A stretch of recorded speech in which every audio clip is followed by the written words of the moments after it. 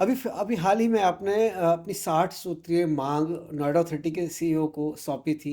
क्या थी वो मांगें और क्या समाधान मिला उसका? देखिए, कोरोना काल के बाद में हम लोगों को जो पता लगा जी। कि यहाँ इंफ्रास्ट्रक्चर बहुत ख़राब है, यहाँ तो जी। कुछ है ही नहीं। जी। जैसे रॉ मटेरियल मार्केट यहाँ होना चाहिए, अब यहाँ प्राधिकरण ने जीआईपी मॉल बना दिया, जी। और उसके बाद में ये आपका डीएलएफ मॉल बना हुआ है। तो जीआईपी मॉल में अब सारी दुकानें सब जो है वो फेल हो गया, अभी जी। ये चर्चा है। और ऐसे बहुत से और भी मार्केट हैं, तो और भी जगह खाली भी पड़ी है। तो हमारी मांग थी ये कि भी आप यहाँ रॉ मटेरियल मार्केट बना दीजिए, जी। ताकि जो औद्योगिक क्षेत्र है जहाँ छोटी छोटी उद्योग लगे हुए हैं सेक्टर 9 में, 55 मीटर में, जैसे अब एमएसएमई का मतलब देखिए माइक्रो स्मॉल मीडियम उद्योग है। जी। तो कुछ कुटीर उद्योग जिसमें एक परिवार के ही 2 4 5 लोग अपने हाथ से ही काम करते हैं, ऐसे उद्योग भी हैं। जी।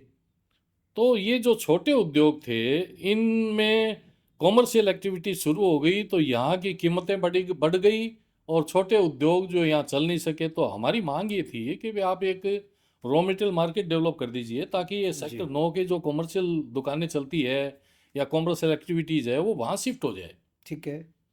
मतलब इनकी भी बहुत ज़रूरत है, सेक्टर 9 में कॉमर्शियल एक्टिविटीज़ के कारण उद्योगों को बहुत सहारा मिला।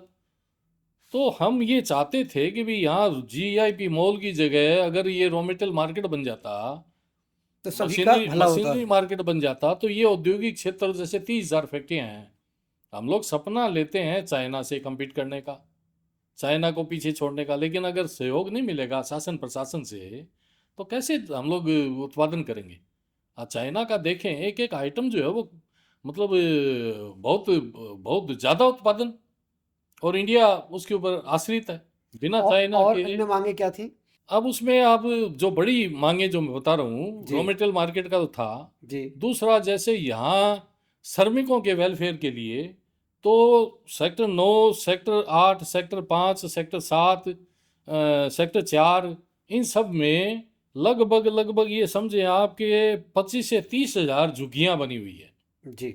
और वो झुग्गियाँ जो है वो पार्किंग क्षेत्र था, या हाई टेंशन लाइन के नीचे का क्षेत्र था, या पार्क था, वो सब कब्जा लिया गया। जी।